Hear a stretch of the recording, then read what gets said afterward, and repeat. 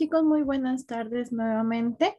Continuamos nuestro día, en este caso, con el curso de aptitud verbal con el profesor Allen Rojas. Ya el profesor se encuentra con nosotros en sala. Saludemos, por favor, por el chat todos al profesor.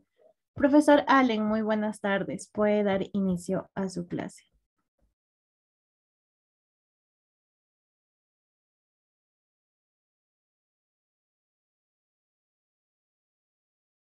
¿Qué tal? Buenas tardes. ¿Cómo estás, Claudia? Buenas tardes a todas las personas conectadas por ahí. ¿Qué tal? ¿Cómo les va? Muy buenas tardes a las personas que ya están aquí en sala. ¿Qué tal? ¿Qué tal? ¿Qué tal? ¿Cómo están por ahí? Buenas tardes. Buenas tardes, buenas tardes, buenas tardes. ¿Qué tal? ¿Cómo están?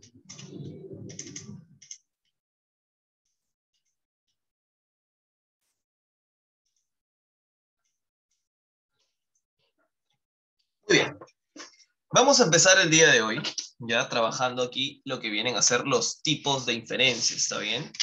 En esa segunda parte del tema de inferencia vamos a analizar la tipología, porque recuerda que al igual que en la idea compatible o la idea incompatible, está bien, al momento en que nosotros tengamos más de una alternativa, ya más de una alternativa que implica una posible respuesta, ¿no? Tenemos que diferenciar cuál es la que vamos a marcar de acuerdo a la tipología de las preguntas. Muy bien.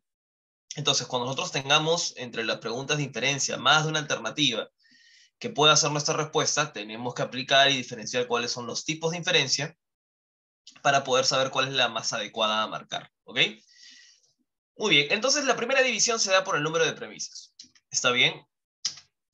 Y vamos a llamar en primera instancia inferencia directa a aquella que solamente se necesita de una premisa, o sea, de un enunciado, para poder llegar a ser concluida, ¿no? Por ejemplo, yo digo Adolf Hitler se suicidó. ¿Qué puedo concluir de este punto? Algo muy obvio, algo muy simple. Hitler dejó de existir. No es decir lo mismo, ¿eh? Decir lo mismo sería decir Adolf Hitler se quitó la vida. Eso sería decir lo mismo. ¿Ok? Esto es una inferencia muy simple, muy directa, muy sencilla, pero una inferencia al fin y al cabo, porque yo sé que el suicidio implica la muerte y la muerte es el final de la existencia. Por eso yo de que una persona se suicida, yo puedo decir que Hitler se dejó de existir. Una inferencia muy obvia, muy notoria, pero una inferencia al fin y al cabo. Mientras que también tengo la inferencia indirecta, en la cual se obtiene una conclusión en base a dos o a más enunciados. Buenas tardes por ahí a las personas que se están conectando. ¿Qué tal? ¿Cómo están? En este caso sería algo así, por ejemplo. Mira, tengo acá tres enunciados. El primero de ellos me dice que Nietzsche fustigó a todos los idealistas. Fustigar quiere decir rebatir, incomodar, contradecir, ¿ya? Bajo este contexto, ¿no? Luego me dicen que la esencia del idealismo es postular la existencia de una vida trascendente y transmundana. Ok, cuando hablamos de trascendente y transmundana, estamos hablando de una vida que va más allá de lo conocido, que va más allá de lo que nosotros podemos experimentar con nuestros sentidos. Y un tercer enunciado nos dice, Platón postuló la realidad de un mundo más allá de las cosas físicas. Ah, ya, entonces Platón tenía una visión idealista, ¿cierto? Porque un mundo más allá de las cosas físicas es un mundo trascendente, es transmundano, no va más allá del mundo físico. Entonces, en primera instancia, yo logro deducir de estos dos enunciados que Platón tenía una visión idealista. Y de los tres enunciados, ¿qué puedo deducir? Si Platón tenía una visión idealista, Nietzsche fustigó a todos los idealistas, que Nietzsche rebatió la visión platónica. Esto es una inferencia indirecta que se hace, ¿no?, a partir de más de un enunciado. Te pregunto yo, si tuvieses entre las alternativas en tu examen de admisión una inferencia directa y una inferencia indirecta, ¿cuál crees que deberías marcar? ¿Cuál crees que debería ser tu respuesta en este caso?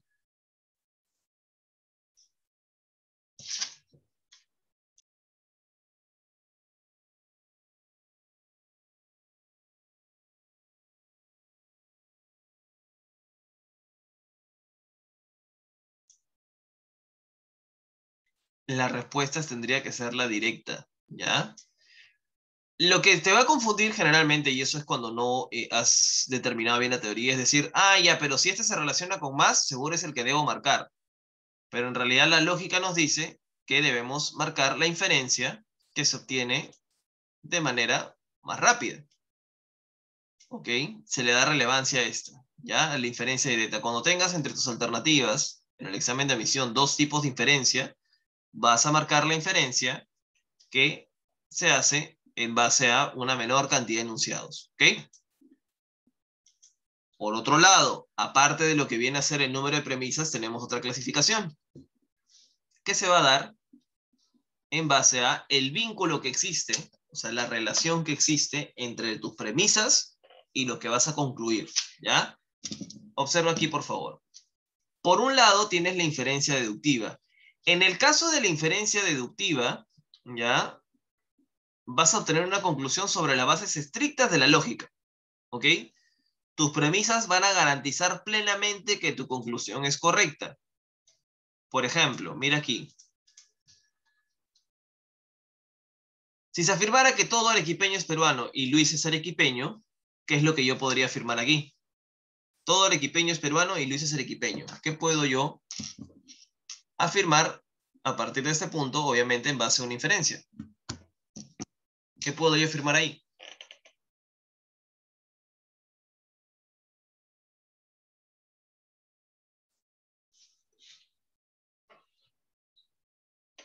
Muy bien, ¿no? Que Luis necesariamente es peruano. Esto es una inferencia deductiva porque sí o sí tiene que ser de esta manera. Tengo el grupo de peruanos y me dicen que los arequipeños están dentro del grupo de peruanos y a la vez me dicen que dentro de este grupo de arequipeños está Luis. Entonces Luis necesariamente está dentro del grupo de peruanos. ¿Ya? Si te das cuenta, la inferencia deductiva parte de una situación general, ¿no? Todos los arequipeños y para llegar a un caso particular, Luis es peruano. ¿Ya?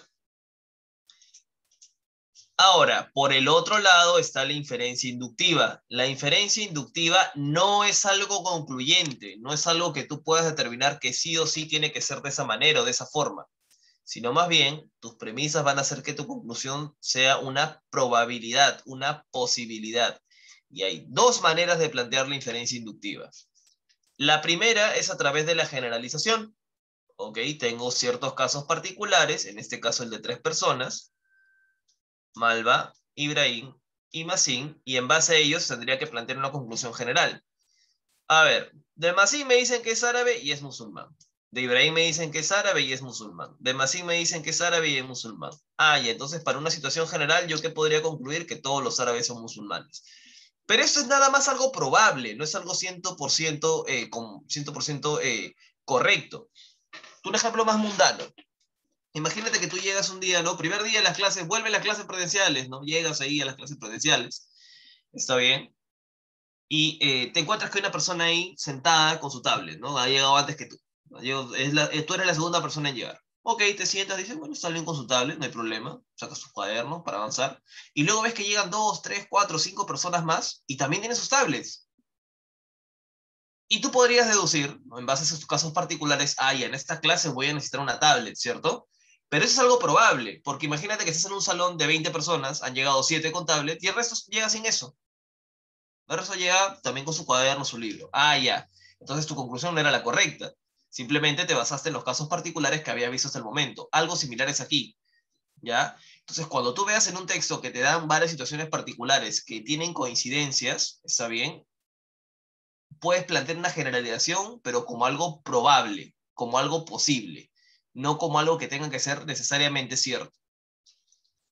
Otro tipo de inferencia inductiva es la de analogía.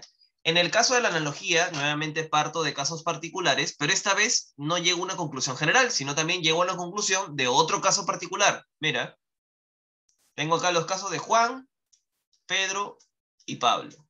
Los tres tienen una característica, son hijos de un profesor. Ahora, Juan y Pedro comparten otra característica, ser buenos estudiantes. Y entonces probablemente Pablo, que también es hijo del profesor, o sea, tiene las mismas características que Juan y Pedro, probablemente también sea, ¿qué cosa? Un buen estudiante. Pero nuevamente, hablamos de una posibilidad, de una probabilidad, porque puede ser que comparta esa característica y no comparta la otra, ¿correcto? Entonces hablamos de una posibilidad, de una probabilidad. Esta vez De casos particulares hacia otro caso particular. Acá era de casos particulares hacia una generalización. Muy bien. Te pregunto yo, si tú tienes en tu examen de admisión una inferencia deductiva y una inductiva, ¿cuál crees que deberías marcar como respuesta?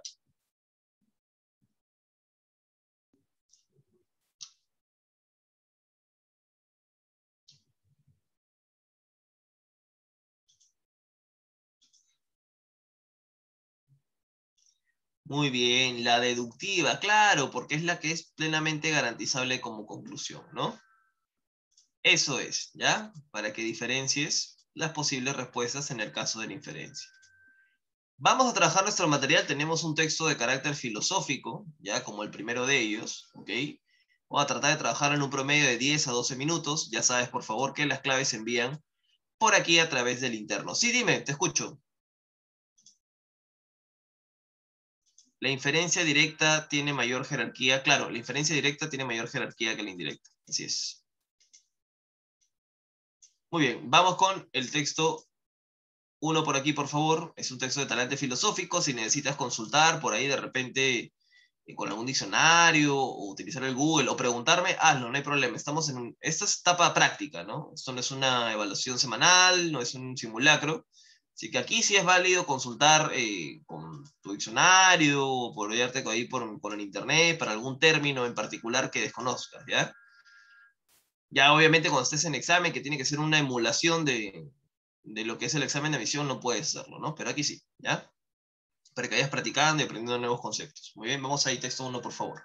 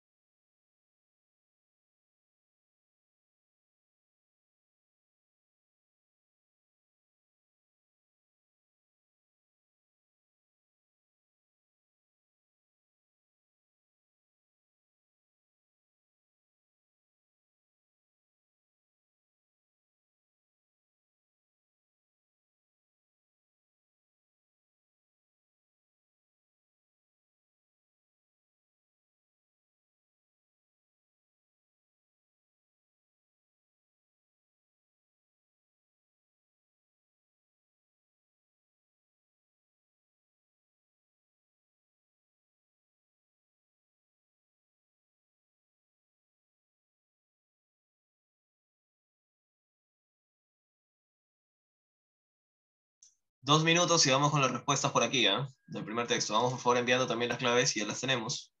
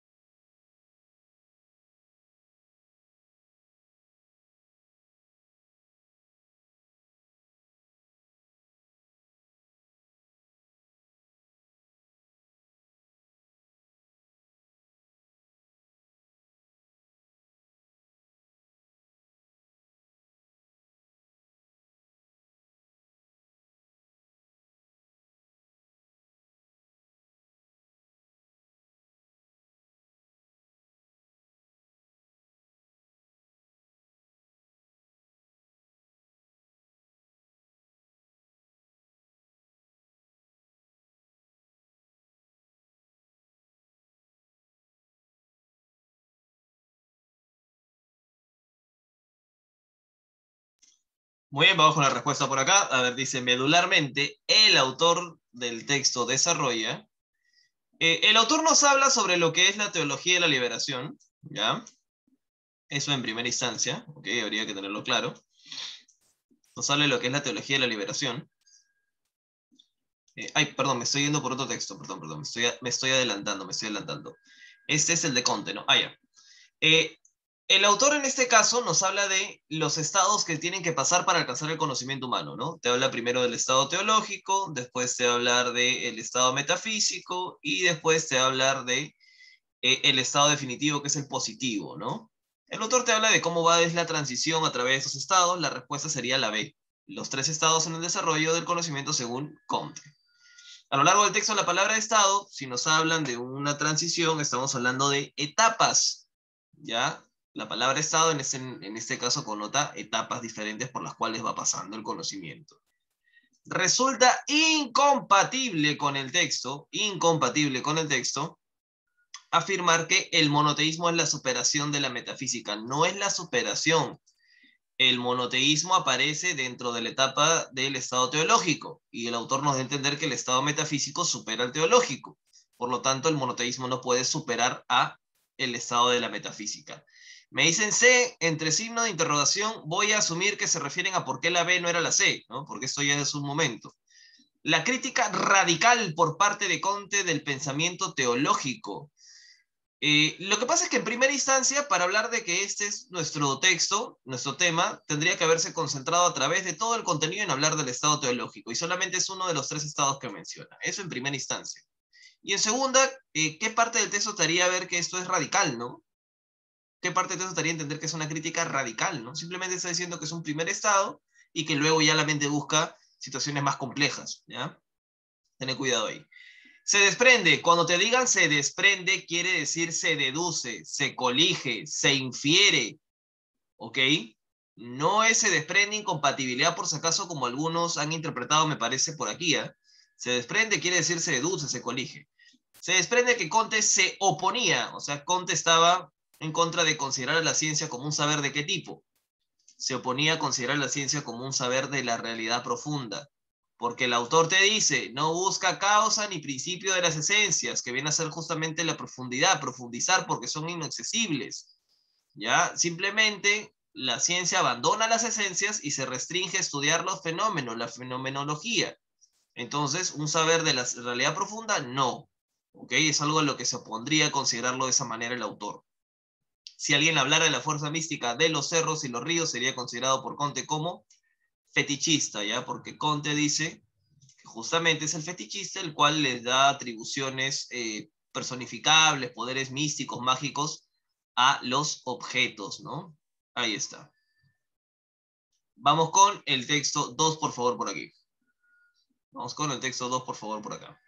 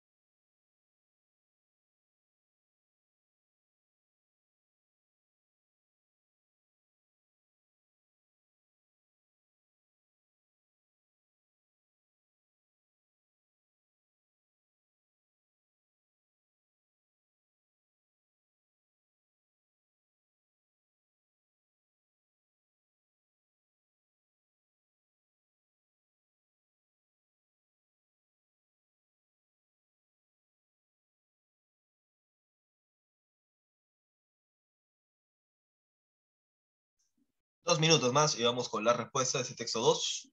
2 minutitos más.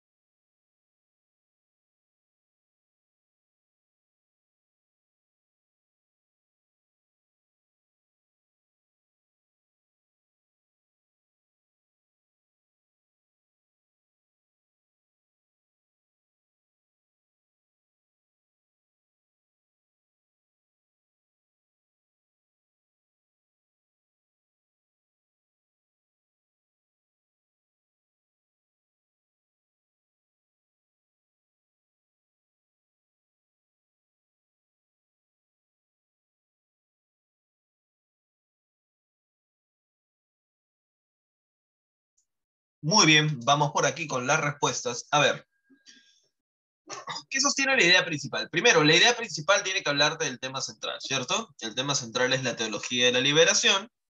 Solamente hay dos que lo mencionan en primera instancia porque la D te dice los creadores, no la teología, sino sus creadores, de los cuales nos está hablando. Y entre esas dos, la que es coherente con la información que el texto ha brindado es la A, ¿cierto? La teología está conformada por una serie de propósitos teológicos, filosóficos y económicos y el autor se dedica a explicarlos, ¿no? Se designa así a una amalgama de errores, dice, ¿no? De los más disparatados. En materia de teología, filosofía, sociología, economía, etc. ¿Muy bien? Ahí está. A ver, veamos. En el texto el término laboratorio se refiere al lugar donde. A ver, dice aquí. Ya. Por razones estratégicas y también circunstanciales, ese error fue difundido sobre todo desde América del Sur, ¿no? Brasil, Perú, Chile, pero sus laboratorios poco tienen que ver con nuestro continente, o sea, América del Sur. Sus laboratorios quiere decir el lugar donde se originó, el lugar donde se gestó, donde se inició, ¿ya? Marca la alternativa que es incompatible con el texto. Sería incompatible con el texto decir que la teología de la liberación gozó pues de la aquiescencia del conservadurismo católico. Aquiescencia significa consentimiento, ¿ya? Sería incompatible decir porque se ve como más de un papa lo critica, ¿no? San Pío X, también Pío XI lo menciona como términos contradictorios, ¿ya? ¿No? La Santa Sede la exterioriza, ¿no? Su crítica, sería incompatible decir pues que contó con el consentimiento del conservadurismo católico, ¿no? Con respecto a los fundamentos teóricos de la teología de la liberación, se desprende, recuerda que se desprende, se colige, se infiere, sus orígenes en Europa, ¿no? Porque se dice que no fue en nuestro continente, o sea, no fue Sudamérica, dentro de ello Brasil y Perú, tiene que haber sido un continente europeo. Dice aquí, se colige del texto que la Santa Sede critica, acá sería la C, ¿ya? El hecho de que utilice conceptos contrarios al cristianismo. Mira lo que dice acá. Los adeptos de la teología de la liberación se escabullen diciendo que lo que fue condenado por la iglesia, fue una caricatura de esa doctrina, pues la teología jamás habría intentado integrar al marxismo y al cristianismo. O sea, lo que criticó la iglesia fue esta idea. Los defensores dicen que estaba mal esa idea, pero eso fue lo que criticó la iglesia. Realmente son términos contradictorios, según las palabras de Pío XI, repetimos nosotros. La 8, ¿por qué no puede ser la A? ¿Por qué sí sería la A para ti la 8?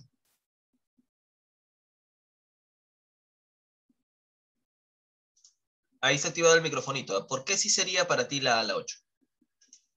Porque se difundió desde Europa. Pero te están pidiendo aquí, ¿dónde está?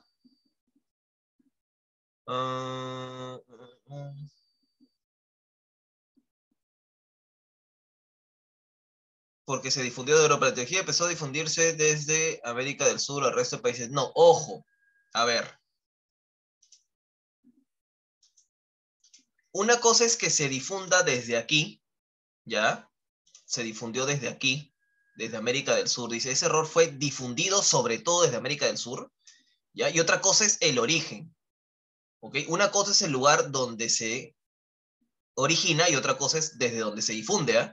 Porque mira, dice, sus próceres, como el ex fraile franciscano Leonardo Boff en Brasil, que abandonó su Brasil Iglesia y sus demás corifeos, tuvieron una formación de tipo europeo y realizaron cursos en el viejo continente.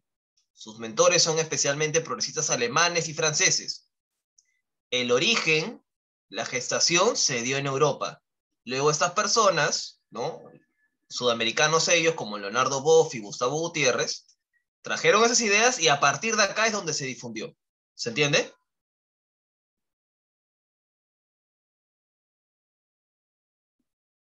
¿Sí? Ya, perfecto. Muy bien. Vamos con el texto 1 por aquí. Vamos con el texto 1 por acá.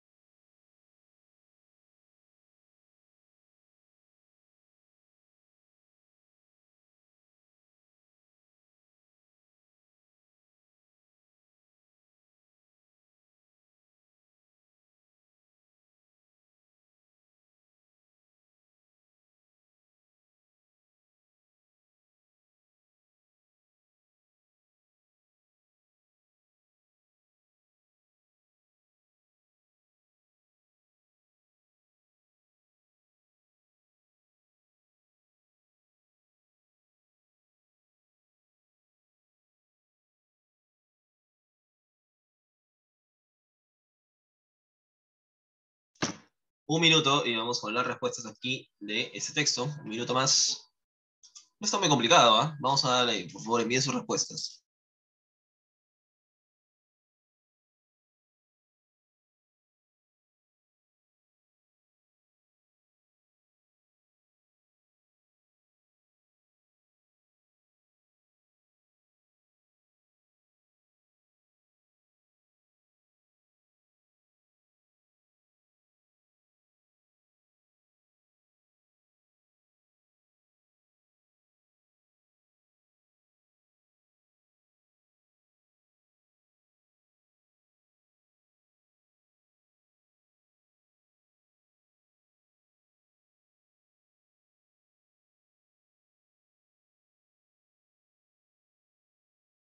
Muy bien, vamos por aquí con las respuestas. A ver, dice, la intención fundamental del autor, ¿cuál es? Lo dicen por acá.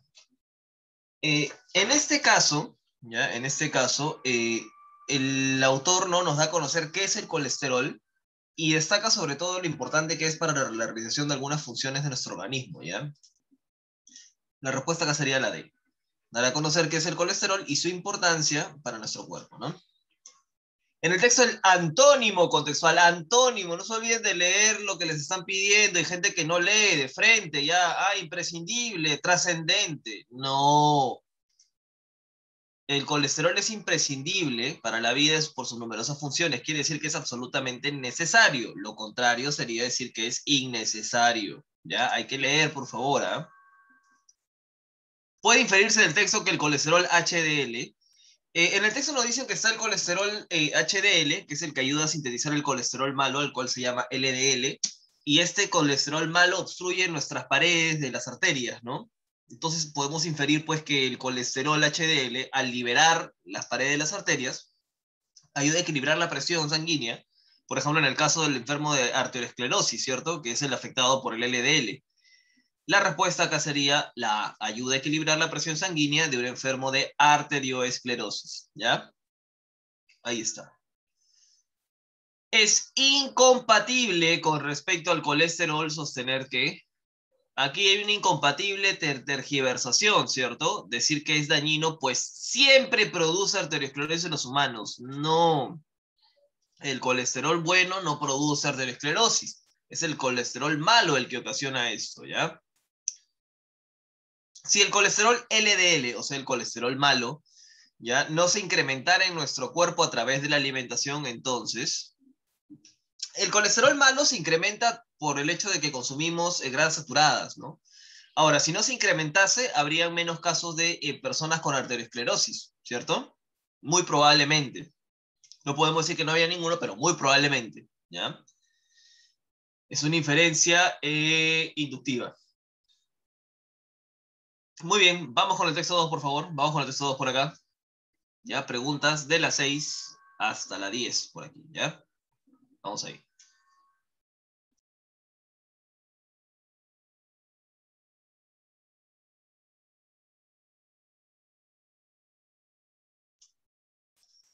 A ver, en la 3, ¿por qué no podría ser la B? Porque no sería inferencia ya que está explícito en el texto. No, no está explícito en el texto. Lo que te está diciendo, ¿ok? Es que se recomienda elevar el nivel de colesterol cuando una persona padece arteriosclerosis, porque este colesterol ayuda a combatir el colesterol malo. De ello se puede inferir que la función que tiene, ¿no? De poder ayudar a que las arterias ya no estén obstruidas, ayuda a equilibrar la presión sanguínea, ¿no? Eso es lo que se infiere. ¿Está bien? Es algo que no te dicen. Es un dato muy simple, muy obvio, pero es una inferencia al fin y al cabo, porque eso del equilibrio de la presión sanguínea no te lo están diciendo de manera directa.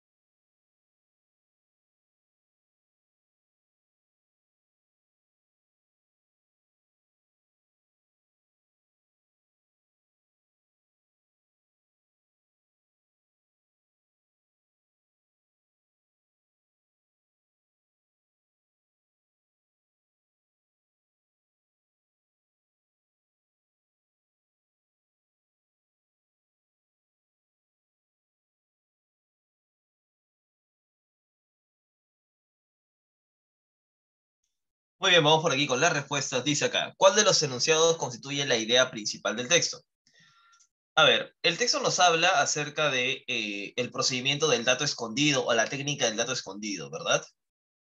Entonces, ese sería nuestro tema central, el procedimiento del dato escondido. La respuesta acá sería la C, ¿ya? El procedimiento del dato escondido es una técnica que busca hacer participar al lector en la historia y activar su curiosidad y fantasía. ¿Bien? El antónimo, nuevamente te piden el antónimo contextual del término asusen. A ver, acá nos dicen, ¿no? Un asunto narrador que se las arregla para que las informaciones que callan sean, sin embargo, locuaces y asusen la imaginación del lector, fomenten, animen, estimulen. Lo contrario sería desanimen. Es incompatible con respecto a la técnica del dato escondido, sostener que sería incompatible decir que fue empleado exitosamente por Hemingway en sus poemas. No puede ser en sus poemas porque nos dicen en todo momento que esta técnica se aplica a la narración. Ya, las mejores historias de Hemingway están llenas de sentidos significativos, historias, narrativa. Ya estamos contando, ¿no? Una serie de eventos, de sucesos, ¿está bien? Piloto escondido o narrar por omisión. Puede inferirse que con respecto a la lectura del texto, la técnica del dato escondido obliga al lector a reconstruir la información que el narrador oculta deliberadamente, ¿no? En el texto nos dicen que narrar callando, muy bien, fuerza al lector a intervenir activamente en la elaboración de la historia con conjeturas y suposiciones. Por lo tanto, la técnica del dato escondido tiene esta función, ¿no? Porque es la técnica que narra callando justamente. Si el dato escondido no activara la participación del lector en la construcción del texto, si no la activara, su experiencia vital, ¿no? Aquello por lo que es conocido, no tendría importancia, la importancia que se le reconoce a partir del empleo de esta técnica, ¿no? ¿Okay? Porque justamente su importancia radica en ello, en estimular la participación del lector como parte de la experiencia de la lectura, ¿ya? Muy bien, vamos con el texto 3, por favor, por aquí. Con el texto 3 por acá.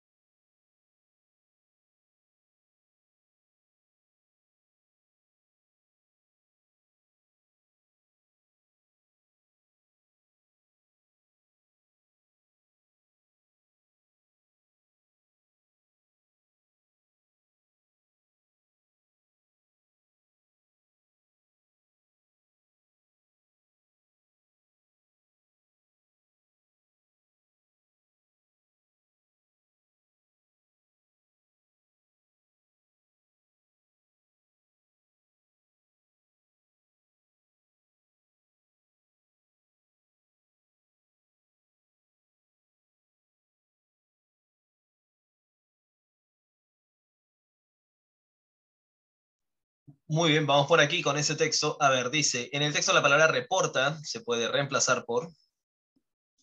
Dice aquí, por lo menos 4 accidentes accidentales han sido registrados en las plantas nucleares. En todos se reporta como causa una combinación de errores humanos con fallas en el diseño de los equipos. Se informa, ¿no? El reporte hace referencia a la información, nos dicen qué fue lo que pasó. Hay una información que se nos está brindando. El enunciado que mejor resume este texto, el enunciado que resume tiene que incluir los accidentes en generales en plantas nucleares, el ejemplo específico de Chernobyl, y por qué se considera dentro de la escala como la ejemplificación máxima, ¿no?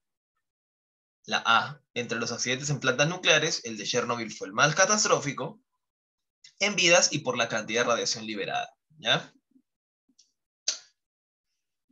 Se deduce que la INES o INES categoriza los accidentes nucleares evaluando la deficiencia de configuración y la negligencia de los operadores en las centrales nucleares, es decir, los errores técnicos y los errores humanos, ¿ya? Considera ambos para poder elaborar su escala. Es incompatible con el texto aseverar que, a ver, me piden la incompatibilidad y hay dos ideas que son incompatibles. ¿Ok? Es incompatible la B y es incompatible la C. Está bien, son incompatibles. Ambas.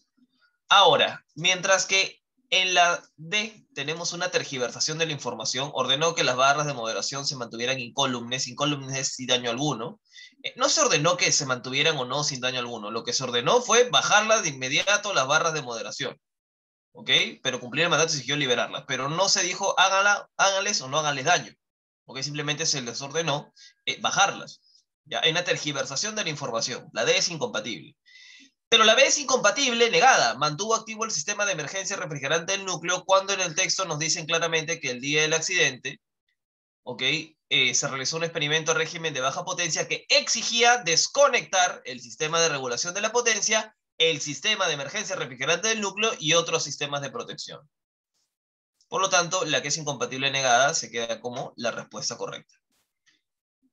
Muy bien, si el sistema de descenso de las barras de moderación de la potencia del reactor nuclear de Chernobyl hubiera funcionado, la explosión nuclear no se hubiese producido, ¿no? Fue justamente la falla ahí en las barras lo que terminó ocasionando la explosión. ¿Está? Muy bien. Vamos por aquí. Ajá, tenemos tiempito todavía. Vamos a hacer la tarita, ¿ya? Vamos a trabajar la tareita por acá, que tenemos tiempo aún.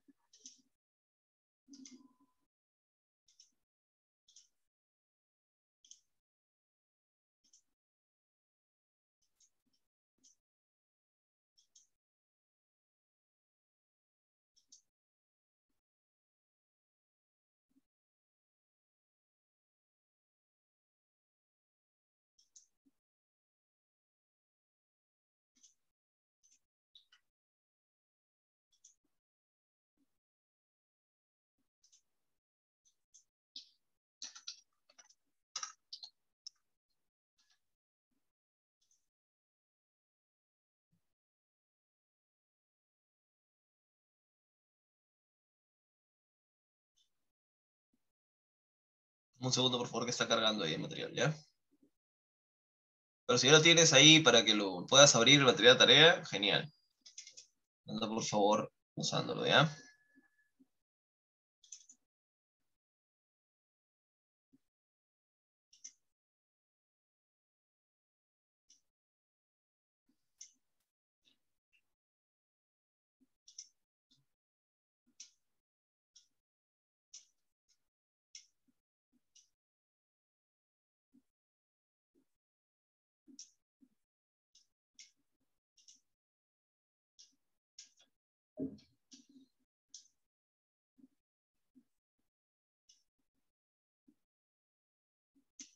Ahí está. Ahora sí, vamos por acá, ¿ya? Perdón, había leído. ¿Y por qué no la ve en la 15? A ver, la fisión habría sido debidamente controlada.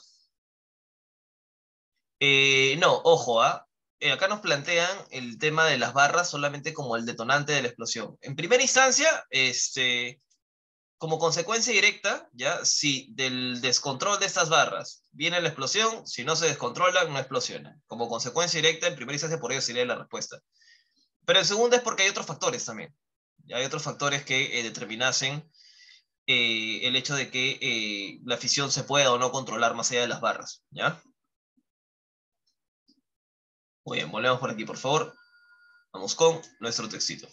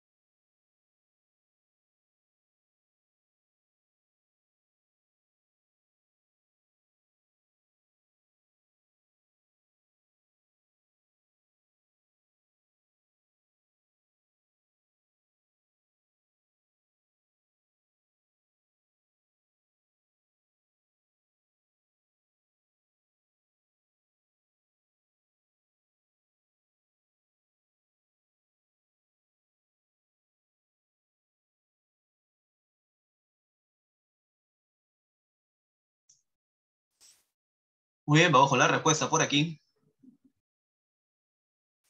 Vamos con la respuesta por aquí. Dice ahí, el término tierna en el texto se entiende como tierna acá, ¿ya? Está hablando del tiempo, ¿no? De la literatura. Ya la literatura escrita por mujeres es más tierna que la de los hombres, es más reciente, ¿está bien? Está hablando del tiempo, ¿ya? En ese caso tierno se refiere al tiempo. Una de las afirmaciones es verdadera. Los romanos recibieron la cultura de los griegos, ¿no? Acá nos dicen por aquí, los romanos, al haber recibido de ellos toda su educación literaria, o sea, recibieron su cultura de ellos, ¿no? La supuesta falta de originalidad de los escritos de la mujer tiene su origen en simplemente una desventaja temporal. Eso es lo que el autor quiere señalar, ¿no? No es que las mujeres sean menos capaces, sino que su literatura es relativamente reciente, por lo tanto hay periodos, pues, que aún no ha abordado, ¿no? Como es natural, siguieron el principio y los viejos caminos que los hombres habían abierto, ¿no? Eso es una desventaja temporal. Finalmente, el autor nos da a entender que en muchos de los pensamientos, al final el autor nos dice esto, ¿no? Debería saberse cuánto de los pensamientos más originales de los escritores del sexo masculino llegaron a ellos por sugerencia y estímulo de la mujer. Entonces, lo que está sugiriendo es que la mujer fue numen de los hombres, fue inspiración de los hombres en algún punto, en algún momento, ¿ya? El tema del texto es el prejuicio intelectual que existe contra las mujeres, ¿no? Con respecto a su capacidad para escribir, ¿no? Muy bien, listo. Y con eso estaríamos terminando ahora sí, chicos y chicas. Espero se haya entendido todo, espero se haya comprendido todo, haber resuelto todas sus dudas, todas sus preguntas, y ya nos estaríamos viendo la próxima semanita, ¿sí? Cuídense bastante, les mando un abrazo. Chao, chao, nos vemos.